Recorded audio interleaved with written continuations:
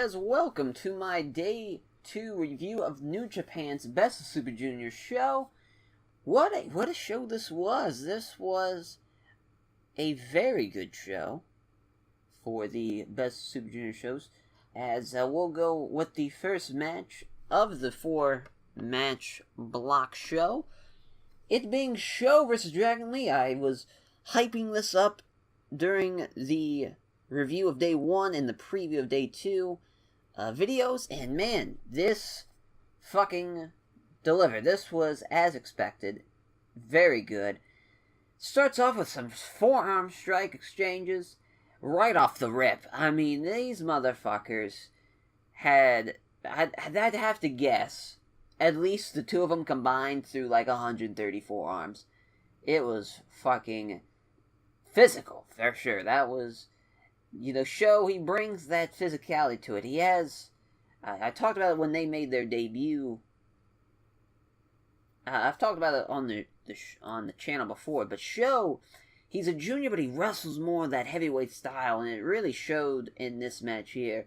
They had a great start, too. I mean, they had a great start to it as well. Right off the rip, it was a fast start. It was great. Great start for the Best Super Juniors block matches for this day. And early on, Dragon Lee would, after Sho would kick out some early on in the matchup, he would lock in arm bars to do even more damage. Like, that was the theme of this match was forearms and arm bars. It had that type of style to it. It's very unique. You don't really see that a lot in the junior style. Physicality, I can't say that enough. Just it felt like a heavyweight match, for it being a junior match, and that's very impressive too for Dragon Lee too, because obviously the arm bars and the ground offense, that's you're used to that with Lucha. You got your ground stuff and you got your aerial stuff, but really the strike exchanges really impressed me for Dragon Lee countering with Sho, kind of being a tit for tat there, and then being on the same page with him. Dragon Lee goes for Desnugadora, which is the basically the Orange Crush Bomb, the suplex into a power bomb. Sho counters into a backcracker, which then he goes for into an armbar. Sho counters Dragon Lee's kind of infamous running Hurricane Rana from inside the ring to the apron into a power bomb into the ring. He then follows it up into a long blower. Dragon Lee kicks out at 2. Like, that was some great shit there. Sho goes for a top rope German suplex, and both guys start fighting for positioning on top of it. Finally, Dragon Lee gets the better of it, kicks him, and he sets him up for the diving double stomp. Sho kicks out. Dragon Lee goes for the lariat. Sho tries to counter an armbar. Looked fucking awesome. I thought he had it, but Dragon Lee deadlifts him up for a Desnugadora and picks up the win. That was a great finish. Love that. As I said at the beginning of this, I expected it to be good. I hyped it up to being good, and it delivered. It was fucking awesome. Sho is a star in the making. He is got the talent to do it. He'll be a player in the heavyweight division in the 2020s and onward if he plays his cards right, because he killed it. He's showing a lot of great strides here in these Best Super Juniors, even early on, just this one match and the tag match before, the night before. He's been killing it. Look out for him throughout this tournament. As now the next match, we got El Desperado and Ryusuke Taguchi. Desperado jump starts the match, attacking Taguchi during his entrance. Of course, it's Suzuki Gun. God damn it. It's that goddamn Suzuki Gun. Taguchi is just the goddamn best, though. I hope this man wrestles till he's 1,000 years old. I will never get tired of the fucking drop-down spots, of the fucking ass-base offense. He's Yano, but an actual competent wrestler. You know what I mean? Like, he's very talented and a skilled junior heavyweight, and he has that comedy style, but it just flows so well. He's fucking great. I love the man to death. As, in all my years of watching wrestling now, I have never seen this spot before today. Desperado takes a chair, places it in between Taguchi's legs, while Taguchi lays on the stomach. And then Desperado, he has another chair, picks it up, and does a single-person concerto spot, hitting the chair with another chair, simulating putting the chair up Taguchi's ass. Just, somebody got paid to think of that spot and do that spot. Just kinda, God bless that, God bless a Raisuke Taguchi match. As a great little inside-out plancha from Taguchi follows up with a big tope conjuro onto the other side of the ring. Both men fight for an electric chair drop.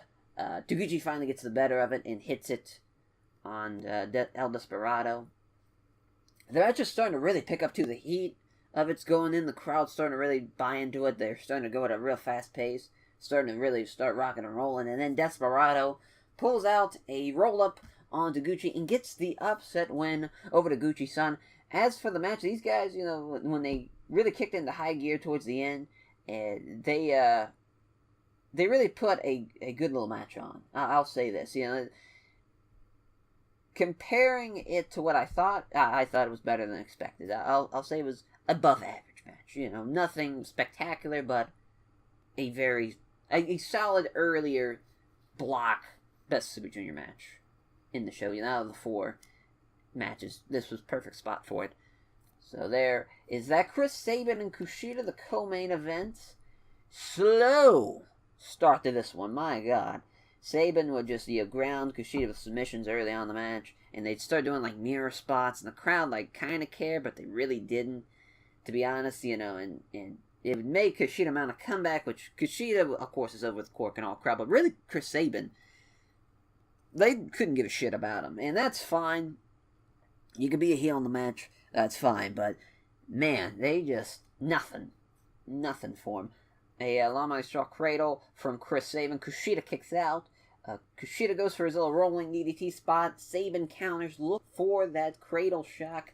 Kushida fights out of it. Both men begin countering stuff before Sabin finally hits a springboard tornado DDT. Kushida goes for his little dive from the corner spot, the little swanton dive onto a standing opponent. But Sabin runs back into the ring, climbs the top rope in time, hits a German suplex from the top rope. He follows it up with a cradle shock. Kushida kicks out of that at 2. He follows it up with a Hail Sabin and gets the win, upsetting Kushida. It was decent. Nothing really spectacular. Honestly, in my opinion, this was the worst match of the tournament so far. If I'm being honest here, I don't want to sound like just because I don't like Chris Sabin being in this tournament and I don't really enjoy his single stuff. He did some good stuff.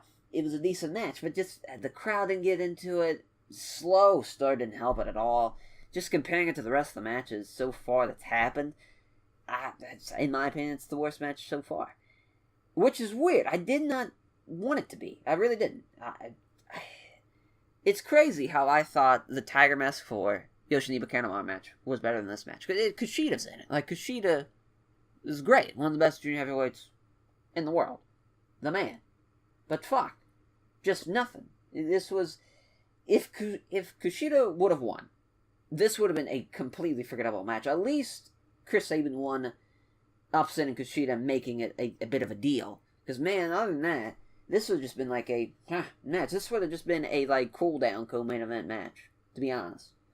I'd like to get somebody else's thoughts on this, too. If you saw the match, and click down in the comment section below, what did you think? Of sharing your opinions, of course, of the show is great, but I just specifically, if you could share your thoughts on that match, Chris Sabin, Kushida, because it's not a bad thing that they've had the worst match so far in the tournament. This has been a pretty damn good Super Juniors early on in this tournament. I'm sure there'll be a match down the line that'll pass it as a worse match, but just...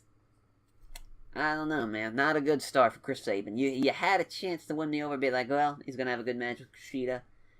But nope, just a decent match.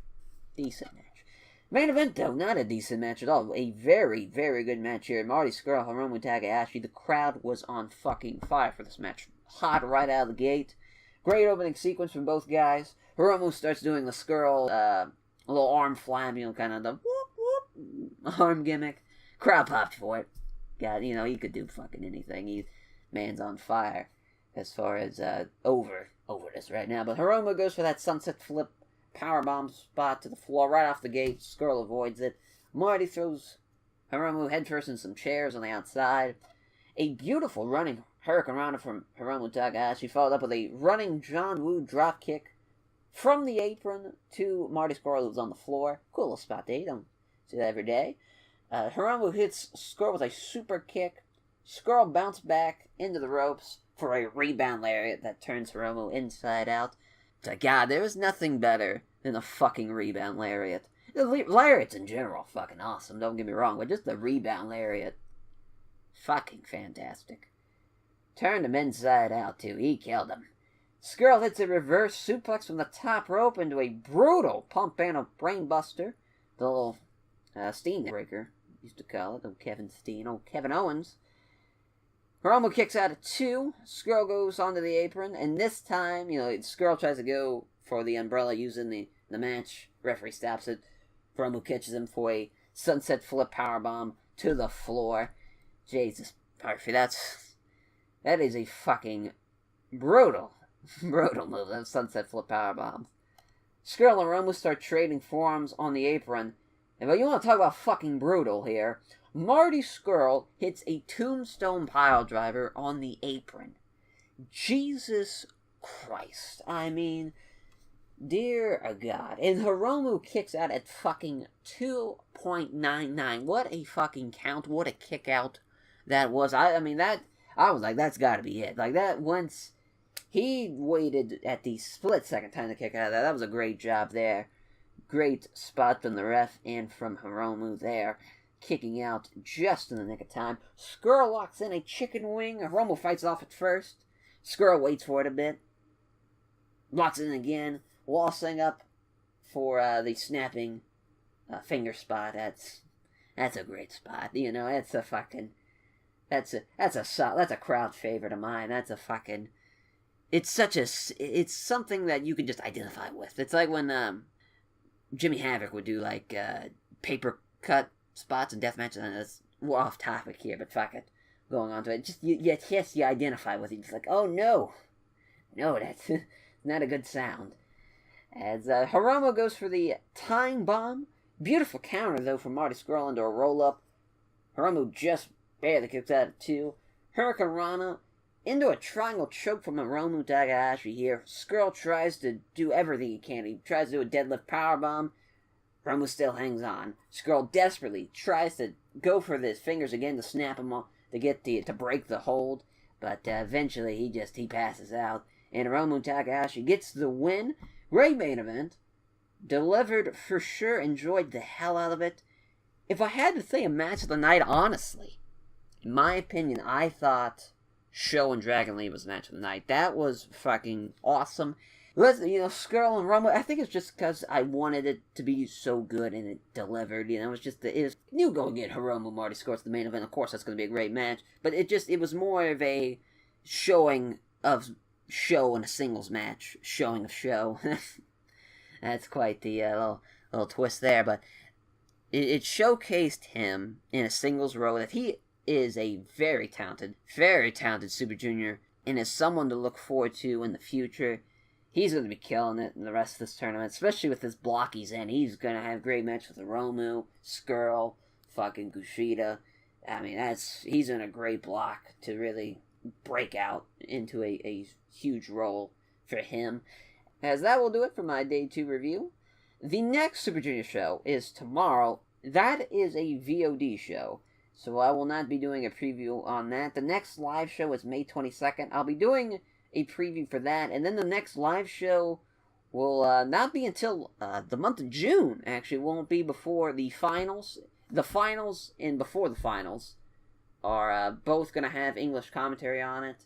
That is going to be something to look out for in the future.